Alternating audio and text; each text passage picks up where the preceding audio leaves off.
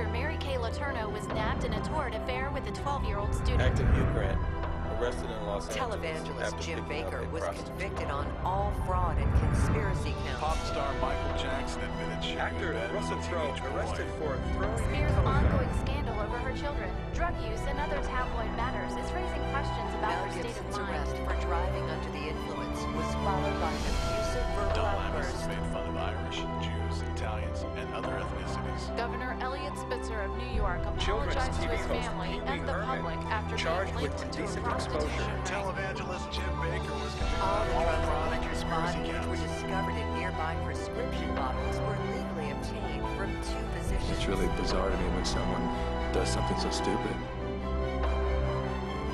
I don't get it. I don't get it. I don't get it.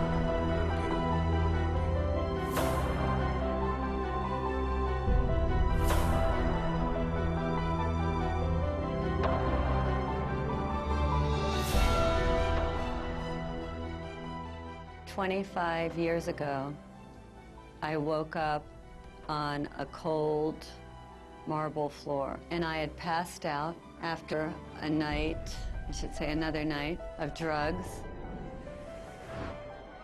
But something had shifted, and I knew that if I didn't make a dramatic change in my life, that I was going to die. And I called my mother, and I said, I need to go back into treatment. And I had already been in treatment 3 or 4 times. All these other times, I left. On day 10, I started to feel great. I'm drug-free. I'm not like any of these people. I'm out of here. And I would pack up my little bag, put my little arrogant suit on, and march myself out of treatment, and I was free. I was going to make it to the other side. By day 6 or 7, I'd be on the phone looking for my drugs and end up right back in rehab. So instead of running away this time, I went into the bathroom and I got down on my hands and knees and I started begging, please, relieve me of this pain. Grant me the serenity to accept the things I cannot change. I cannot change my desire to leave. And in that moment, on that floor, something happened to me. Something that was like magic. It was mind-blowing to me. Because all of a sudden, after a few minutes, I knew I could stay one more day. How could I go from terrified and my mind going a million miles a minute to this place of complete peace? I walked out of there on day 28, knowing that there was something that I had to find out about.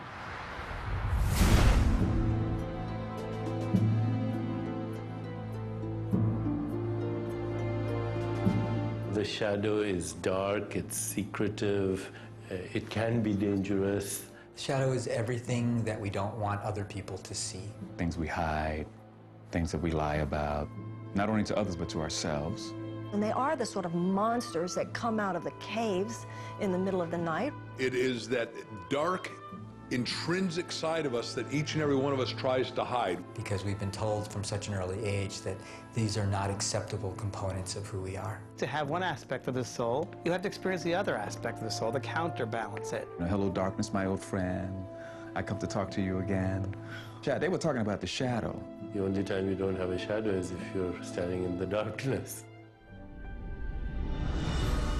The shadow shows up in so many ways. Writing bad checks, drinking too much, cheating on our tax returns, dipping into our expense account or the family trust, eating chocolate cake in the middle of the night after 3 days of dieting and depriving ourselves, screaming at our kids or verbally abusing our partners after being the nice guy at work all day, surfing the internet and visiting porn sites while our wife makes us dinner, cheating on our husband while he is hard at work trying to provide all the extra pleasures in life for our family, stealing our co-workers' ideas and claiming them as our own.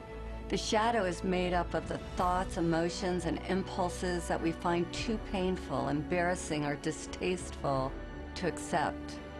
So instead of dealing with them, we repress them. Right now, hundreds of millions of people are living in denial of their individual shadow. And all of us are being affected by the collective shadow in more ways than we can imagine. The collective shadow manifests as evil, as war, as terrorism, as social injustice, as radical inequities in our economic status. You know, right now we have 50% of the world living on less than $2 a day, 20% of the world living on less than $1 a day. We are totally in denial of the fact that this is also a manifestation of our collective shadow. Why? Because people in social institutions, financial institutions, political institutions, corporate institutions are in total denial of the shadow energy. They don't even understand it. Or even what we call evil in the world is the manifestation of our collective shadow, turned pathological, repressed, in rage, in denial. People who express self-righteous morality are usually the ones who have the darkest, deepest shadows. The shadow of the Catholic Church, which pronounces on homosexuality as evil and calls gays sinners, while hiding pedophiles in its own clergy. These are all expressions of the shadow. The entire trajectory of human history at this point is like the Titanic. It is headed for an iceberg. It is going in a direction that is unsustainable, and it is going in a direction that is unsurvivable. If not for us, then at least for our children or our grandchildren. And from an archetypal perspective, each and every one of us is the captain. And the temptation is, it's too painful. The temptation is to just distract ourselves. The temptation is to pretend it's not happening. Or the temptation is to go into cynicism. Or the temptation is to just go into anger and indulge that and not do anything. And each and every one of us are challenged at this point. Don't be the captain who just goes downstairs and goes to sleep. Everything that expands has got to contract. What goes up's got to come down. People are going to be confronted with their shadow all of a sudden. They've been living high, living wonderful. Everything's been exorbitantly exuding, and now suddenly there's going to be a contractive phase. And if you haven't met yourself, if you haven't done your self-work, if you haven't been on the inside and done some exploration and cleaned up, you know, cleaned your house and detoxed it, you're going to be in trouble.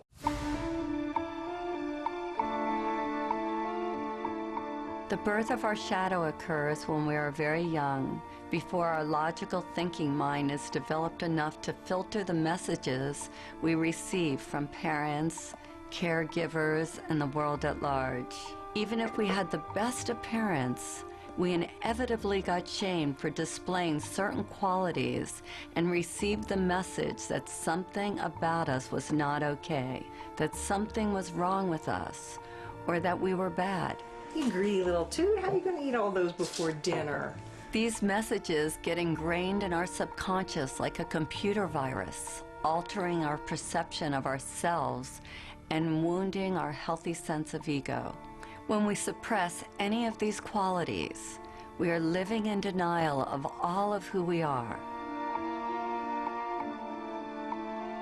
And of course, it's different based upon our environment. If you're raised in a family of blue-collar workers, and you declare that you want to play the piano or you want to become an artist, that artistic quality will be negatively received, and you may end up having to suppress that. On the other hand, if you're raised in a family of artists and intellectuals and you declare that you want to start working on construction or you want to be really athletic, that may also be perceived of as negative.